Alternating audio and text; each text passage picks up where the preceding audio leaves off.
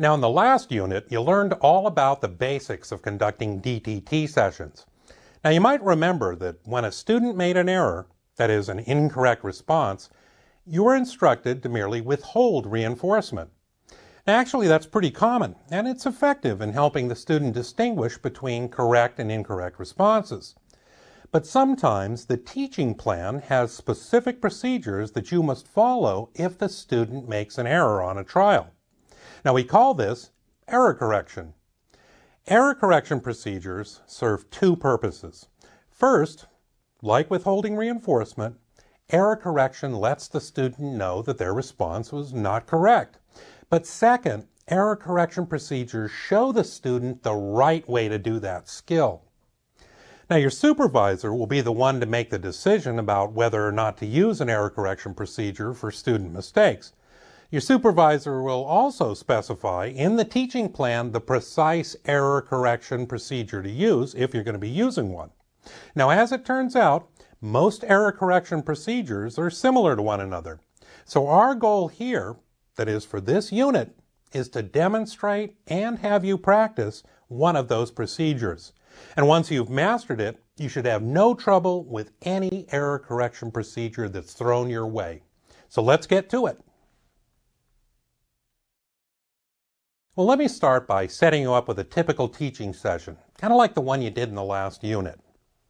Suppose Anna's teaching Joey to identify pictures of coins. So she first holds up a picture of a quarter and then asks Joey, "What coin is this?" If Joey names the coin, that is, he says quarter, Anna would then provide a reinforcer, like verbal praise. Well, suppose that Joey had said nickel when Anna held up a picture of a quarter. His answer would be wrong. But what should Anna do now? Well, a very simple form of error correction would be to say, "That's not right, it's a quarter," and then move on to the next trial. Well, technically, that's an error correction procedure, but it's not a very good one. It doesn't give Joey the chance to practice the correct answer in response to the instruction. So let me show you a better error correction procedure on a trial in which Joey makes a mistake. Afterwards, we'll break it down. What coin is this? Nickel. What coin is this? Quarter. Quarter. That's right. What coin is this? Quarter. You got it. Okay, did you see what happened there? After Joey made the incorrect response, Anna added 2 extra parts to the trial. Here, watch it again and I'll explain. What coin is this? Nickel. When Joey made the mistake, Anna doesn't provide praise. She just puts the card down briefly. Now, there are 2 parts to the error correction procedure, and both involve presenting the instruction again. Here, let's watch the first part. What coin is this? Quarter. Quarter. That's right. Okay, see what Anna did? She presented the instruction again, but this time she followed it immediately with what we call a prompt. That is, she said the correct answer. And that made it easy for Joey to get it right. And that's important because it gives Joey a chance to get praise for saying the correct answer. But it's also important to have Joey say the correct answer in response to the instruction without any help. So Anna's going to present the second part of the error correction procedure. She gives the same instruction again, but this time with no prompt. Watch.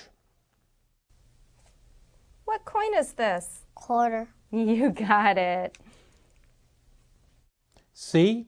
In the second part of the error correction, Anna was making sure Joey could make his response independently of any prompt. And he did. Joey got it right without any help. Importantly, Joey also got to practice saying the correct answer in response to the instruction, and he received praise.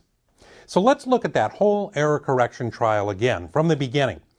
Be sure to watch for the 2 parts of the error correction procedure. The first, in which the instruction is given over again with a prompt, and the second, in which the instruction is given over again without a prompt. What coin is this? Nickel. What coin is this? Quarter. Quarter. That's right. What coin is this? Quarter. You got it. Make sense? Good.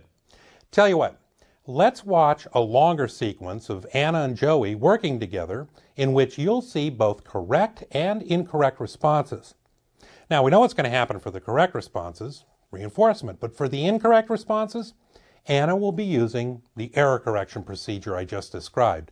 Now, feel free to watch Anna and Joey as many times as you need to be familiar with the error correction procedure. Because when we're finished here, you're going to practice some error correction on your own. What coin is this? Nickel. That is a nickel. Nice job.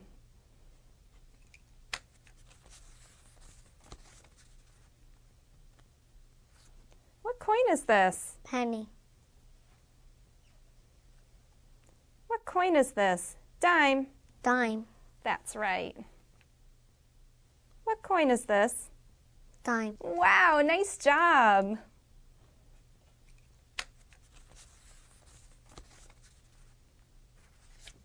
What coin is this? Penny. Nice work, that is a penny.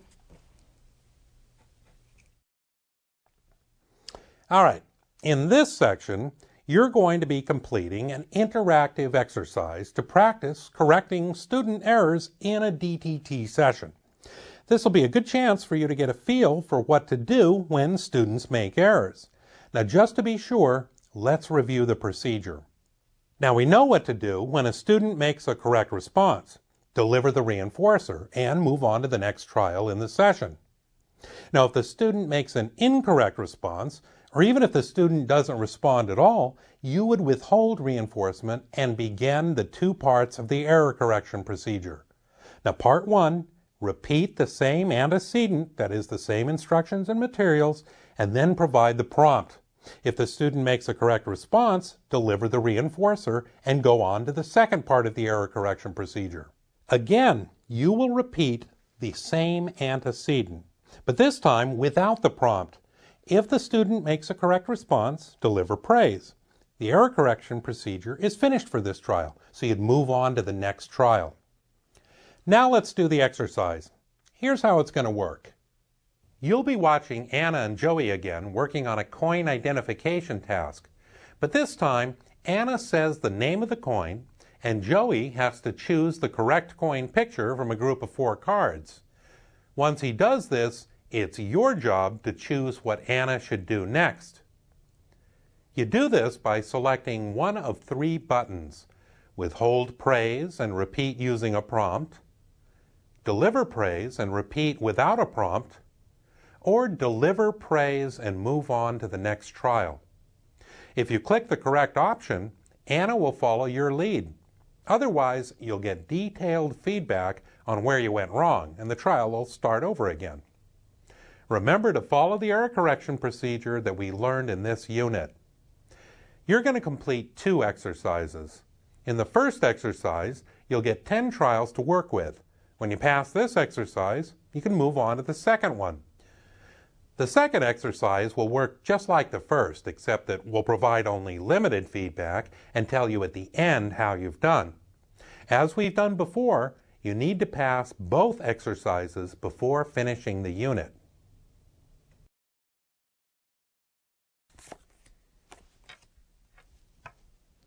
Show me dime. Nice job finding the dime.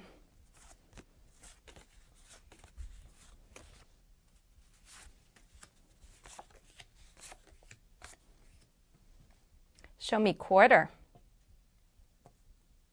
Wow, you found the quarter. Great job.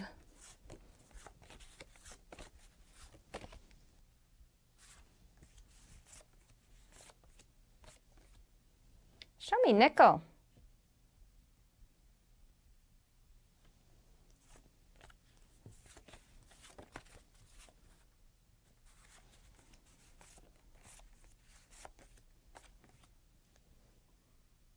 Show me nickel. That's the nickel.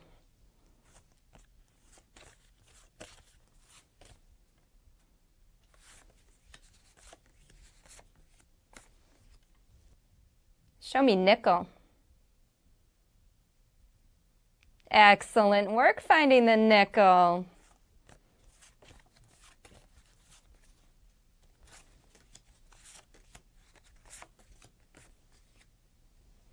Show me penny. Nice job finding the penny.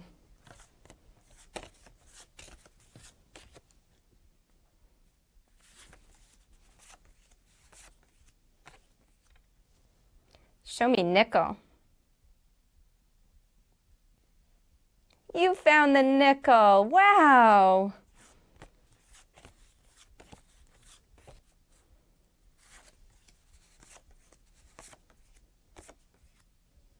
Show me dime. Nice work finding the dime.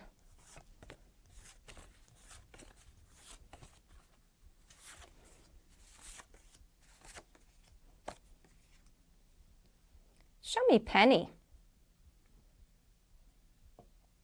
Awesome job finding that penny.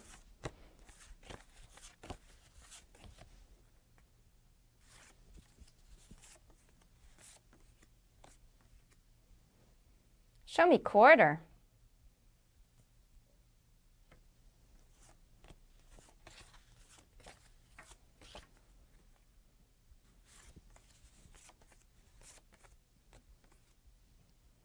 Show me quarter. That's the quarter.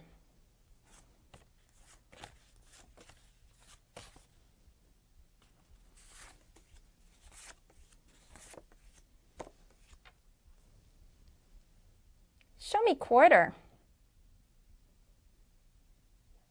Wow, you found the quarter. Great job.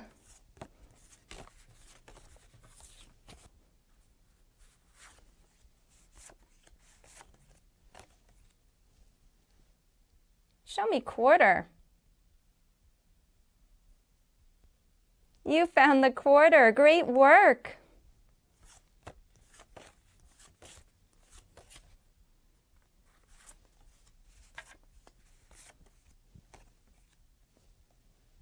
Show me nickel. That's right, you found the nickel.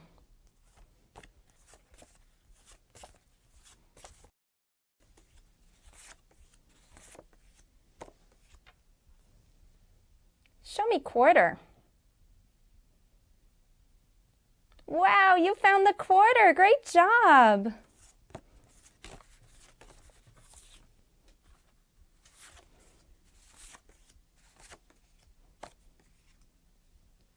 Show me penny. Awesome job finding that penny.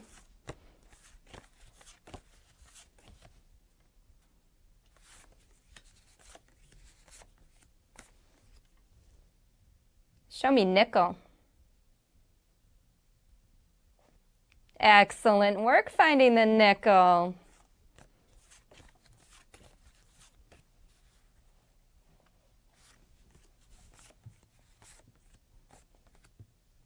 Show me dime.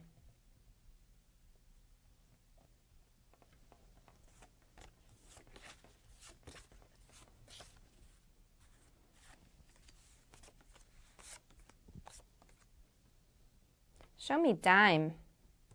That's the dime.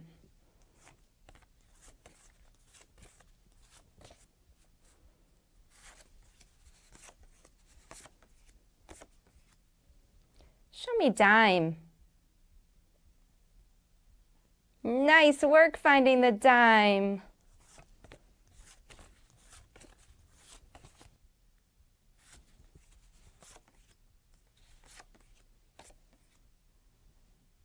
Show me nickel.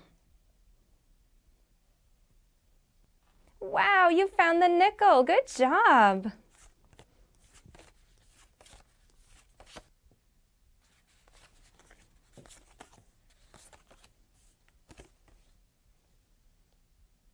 Show me penny.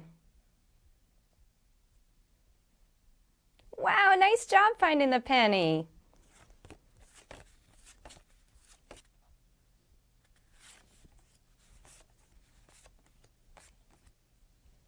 Show me quarter.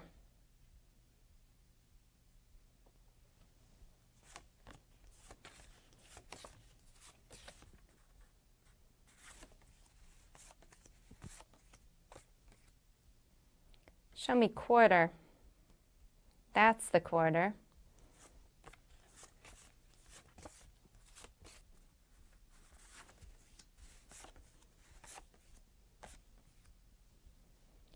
Show me quarter.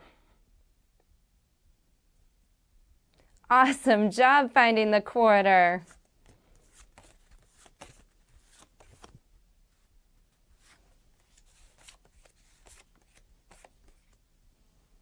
Show me dime. Wow, nice job finding the dime.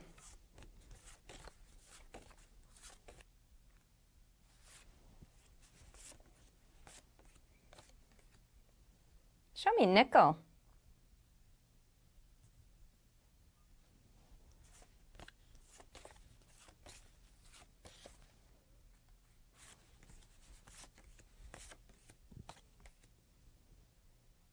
Show me nickel. That's the nickel.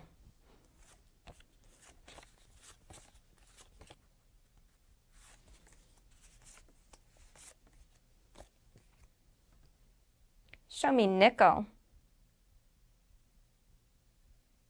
That's right, you found the nickel.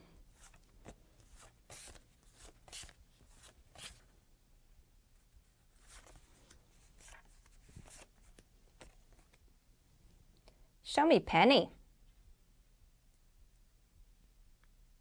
Wow, you found the penny. Nice work. All right, that is error correction. Now, building on what you already knew about discrete trial training, you now know what to do if a student makes an error. And as I said earlier, there are going to be errors. I also said that the teaching plan is going to specify whether or not an error correction procedure should be used. And if it is, it's going to detail exactly the steps of the procedure you'll be using. I mean, it might be like the one that we just used, or it might be a completely different one. But chances are that it will be very similar to the one that we've learned here. So feel free to go back and review any of the error correction material in this unit, or spend more time practicing correcting errors. And when you're ready, move on to the next unit.